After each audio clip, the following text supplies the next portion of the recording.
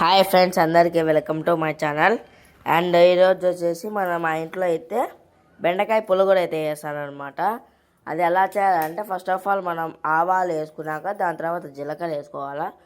జీలకర్ర వేసుకున్నాక తర్వాత అయితే ఆనియన్స్ వేసుకోవాలి గైస్. ఆనియన్ బాగా వేగినాక మళ్ళీ ఒట్టిమిరకాయలు వేసుకోవాలన్నమాట. ఒట్టిమిరకాయలు కూడా బాగా వేగినాక టమోటాలు పచ్చిమిర్చి వేసుకోవాలన్నమాట మనము. అండ్ కొత్తిమీరకాయలు వేసుకున్నాక తర్వాత కరివేపాకులు వేసుకోవాలి గైస్. కరివేపాకు ఆప్షనల్ అనమాట, మీ ఇష్టం, వేసుకుంటే వేసుకోవచ్చు లేకుంటే లేదు. దాని తర్వాత ముందే చెప్పాను కదా టమోటాలు పచ్చిమిర్చి వేసుకోవాలని. అవి వేసుకున్నాక తర్వాత బాగా కలిపుకోవాలి గైస్. ఎంత కలిపుకుంటే అంత టేస్ట్ అనమాట. అవి బాగా కలిపుకున్నాక తర్వాత మనమైతే బెండకాయ కొత్తిమీర వేసుకోవాలన్నమాట. బెండకాయలోనే కొత్తిమీర వేసుకొని అవి వేసుకున్నాక బాగా వేపుకోవాలన్నమాట గైస్. అండ్ దాని తర్వాత అయితే మనమైతే చింతపండు యాడ్ చేసుకోవాలన్నమాట. చింతపండు వేసుకున్నాక పసుపు వేసుకొని బాగా వేపుకోవాలన్నమాట. అంటే కలిపుకోవాలి బాగా కలిసే మాదిరి పసుపు దాంట్లో.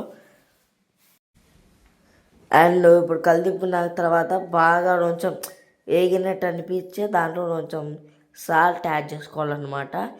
సాల్ట్ యాడ్ చేసిన తర్వాత బాగా మిక్స్ చేసుకోవాలా.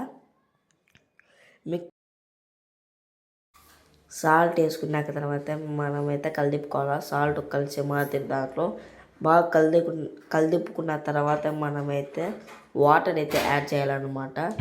మేమైతే 2 గ్లాసెస్ అయితే వాటర్ అయితే యాడ్ చేస్తామన్నమాట. ఇక్కడ చూడండి, 2 గ్లాసెస్ అయితే యాడ్ చేసామన్నమాట. యాడ్ చేసిన తర్వాత అయితే బాగా కలిపుకున్న తర్వాత ఉడుకుతుంది అనమాట. ఉడికినాక తర్వాత అయితే మనకైతే నీళ్ళన్నీ పోతాయి కదా, అంటే బాగా ఉడికితే నీళ్ళు అయిపోతాయి కదా. నీళ్ళు అయిపోయినాక తర్వాత అయితే మనమైతే పులగూరని అయితే రాముకోవాలన్నమాట. చూడండి, రాముకున్నాం చూడండి మేమైతే. అండ్ ఇంతే గైస్, వీడియో బాయ్.